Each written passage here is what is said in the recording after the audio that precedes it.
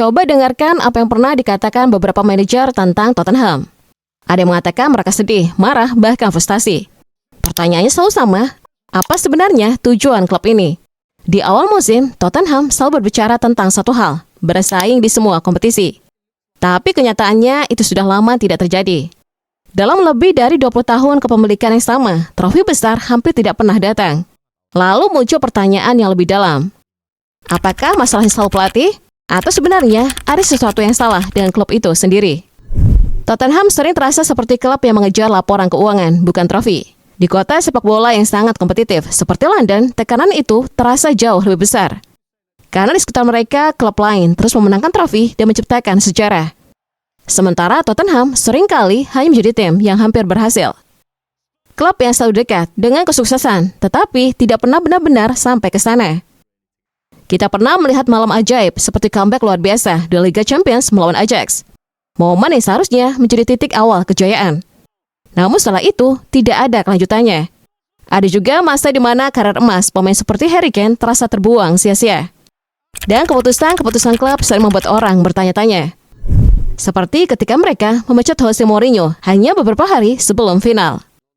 Keputusan seperti itu membuat banyak orang mulai meragukan arah jangka panjang klub ini.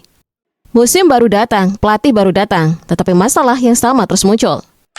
Tottenham kembali terjebak dalam siklus pergantian manajer.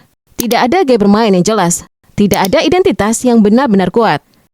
Dan yang paling mengkhawatirkan, tidak ada warisan kesuksesan yang bisa dijadikan fondasi. Bahkan sekarang situasinya terlihat lebih buruk. Tottenham pernah memenangkan trofi baru-baru ini, tetapi secara domestik mereka justru terlihat semakin melemah. Ada periode di mana posisi mereka di klasemen begitu rendah sampai muncul pembicaraan tentang kemungkinan degradasi. Hal yang hampir tidak pernah dibayangkan untuk klub sebesar Spurs. Ketika pelatih baru datang, dia bahkan hanya memiliki sedikit waktu untuk bekerja dan skuad. Cedera pemain menumpuk, banyak pemain tidak dalam kondisi fit. Dalam satu sesi latihan, bahkan hanya ada sekitar 13 pemain yang tersedia. Namun jika melihat gambaran besar, situasinya tetap mengkhawatirkan. Tottenham kesulitan menang di kandang sendiri. Skuad mereka terasa tidak benar-benar menyatu. Dan pelatih baru harus bekerja keras hanya untuk menstabilkan keadaan. Ironisnya, Tottenham sering terlihat lebih baik di kompetisi Eropa dibandingkan di liga domestik. Hal yang sudah sering terjadi dalam sejarah klub ini.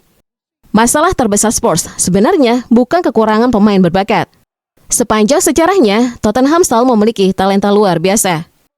Kembali ke awal 2010-an misalnya.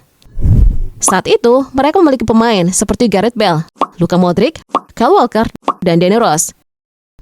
Di bawah pelatih Harry Redknapp, Spurs akhirnya terlihat seperti tim papan atas yang serius. Mereka bahkan berhasil lolos ke Liga Champions untuk pertama kalinya di era Premier League. Momen ini terasa seperti awal dari sesuatu yang besar. Namun lagi-lagi, Tottenham tidak mampu melangkah lebih jauh. Ketika Luka Modric pergi ke Real Madrid, Spurs kehilangan salah satu otak permainan terbaik mereka. Tidak lama kemudian, Gareth Bale juga dijual dengan harga sekitar 86 juta pound. Di atas kertas, uang sebesar itu seharusnya bisa membangun skuad baru yang kuat. Namun kenyataannya berbeda. Sebagian besar pemain yang dibeli dari uang tersebut tidak pernah benar-benar membawa Tottenham ke level berikutnya. Beberapa memang memiliki momen bagus, tetapi secara keseluruhan, investasi itu gagal mengangkat kualitas tim. Itulah yang mulai merusak reputasi Tottenham di dunia sepak bola. Mereka punya sumber daya, mereka punya momentum. Tetapi mereka tidak pernah berhasil mengubahnya menjadi kesuksesan jangka panjang di lapangan. Kemudian datanglah Mauricio Pochettino pada tahun 2014. Dan untuk pertama kalinya, setelah sekian lama, Tottenham terlihat seperti klub yang benar-benar memiliki arah. Sepak bola mereka menjadi agresif, energik, dan modern. Pochettino membangun budaya baru, dia mengembangkan pemain muda, dan salah satu keputusan terbesarnya adalah memberi kesempatan kepada seorang striker muda bernama Harry Kane. Dari pemain yang dianggap hanya one season wonder, Kane berubah menjadi mesin gol yang mencetak lebih dari 20 bahkan 30 gol setiap musim. Namun ada satu perubahan besar yang sering luput dari perhatian banyak orang. Tottenham sebenarnya tidak hanya kehilangan momentum. Mereka juga perlahan kehilangan sosok yang sama ini menjadi jiwa dari tim ini. Kapten mereka, yakni Son Heung-min. Selama bertahun-tahun, Son bukan sekedar pemain penting bagi Spurs. Dia adalah simbol dari era modern Tottenham. Sejak datang dari Bayer Leverkusen pada tahun 2015, Son berkembang menjadi salah satu pemain paling mematikan di Premier League. Bahkan ketika bermain bersama legenda klub seperti Harry Kane, Son tetap mampu menciptakan identitasnya sendiri. Kombinasi Kane dan Son pernah menjadi salah satu duet paling mematikan dalam sejarah Premier League. Gol demi gol tercipta dari koneksi keduanya. Namun ketika Kane akhirnya meninggalkan Tottenham, tanggung jawab besar itu jatuh sepenuhnya ke pundak Son. Dan di saat itulah semuanya mulai berubah. Son bukan hanya diminta mencetak gol, dia juga harus menjadi pemimpin ruang ganti. Menjadi figur yang menjaga semangat tim tetap hidup, menjadi wajah dari klub yang sedang kehilangan arah. Masalahnya, Son tidak pernah benar-benar dibangun untuk memikul semuanya sendirian. Sebagai kapten, Son mencoba menjaga tim tetap bersatu. Tetapi ketika hasil buruk terus datang, bahkan pemimpin terbaik pun bisa terlihat kehilangan arah. Bukan karena kualitasnya menurun secara drastis, melainkan karena sistem di sekelilingnya tidak lagi mendukung.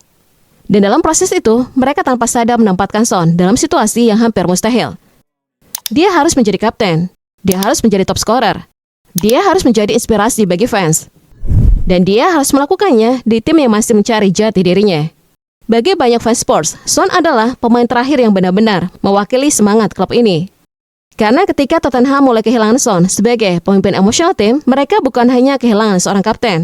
Mereka kehilangan hati dari tim ini.